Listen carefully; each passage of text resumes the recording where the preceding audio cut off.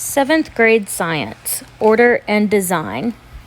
Chapter 2, plants, provision for life. Chapter 2, section 1, the purpose and design of flowers. On the third day of creation, God commanded, "Let the earth bring forth grass, the herb yielding seed, and the fruit tree yielding fruit after his kind, whose seed is in itself upon the earth," and it was so.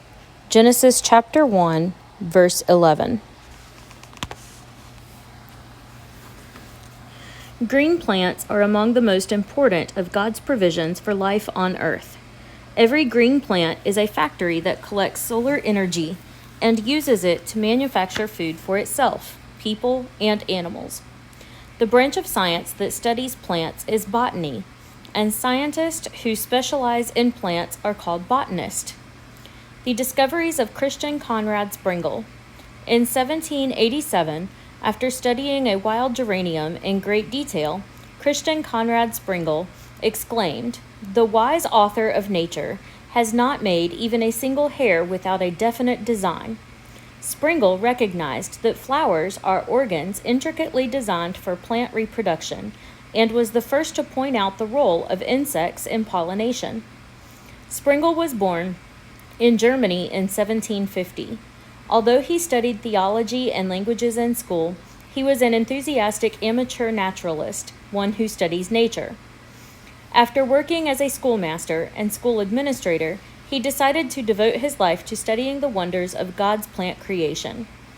Through careful observation and experimentation, Sprengel discovered that each flower's nectar-producing organs have special colors designed to attract various insects. Sprengel also discovered that insects transport pollen grains from one flower to another. He observed and outlined many complex details of plant reproduction and plant and insect interaction.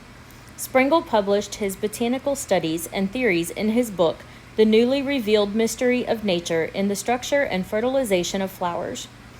In all his studies, Sprengel intended to bring glory to God for the wise design, purpose, and provision he placed into his living creation. 25 years after Sprengel's death in 1816, scientists began to study his long-neglected records and came to recognize the significance of this Christian botanist work. Look closely.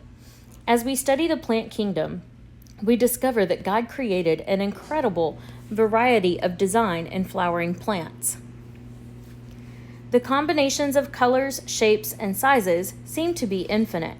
This diversity shows the remarkable ingenuity of the Creator. Despite their differences, all flowers generally have one basic design. All of a flower's parts are involved in its primary function, the reproduction of the plant. In the center of the flower is a vase-shaped structure called the pistil. The sticky top of the pistil is called the stigma. The large rounded bottom is called the ovary.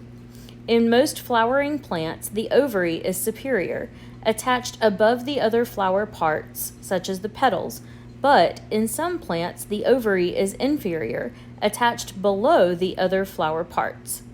The stalk that connects the stigma to the ovary is the style. The ovary holds the ovules, which are the plant's future seeds. One or more stamens surround the pistil. A stamen consists of an anther on top of a thin stalk called a filament. The anther produces pollen grains. As you examine flowers, you will find that not all flowers have both stamens and pistils. Flowers having only stamens are called staminate, and those having only pistils are called pistillate. Surrounding the pistil and stamens are the petals, which often serve to attract insects or birds that pollinate the plant. Sepals are leaf-like structures that surround the base of the petals. The sepals enclose and protect the developing flower bud until it opens as a fully formed flower. The pistil, stamens, petals, and sepals are attached to the receptacle, the enlarged upper portion of a flower's stem.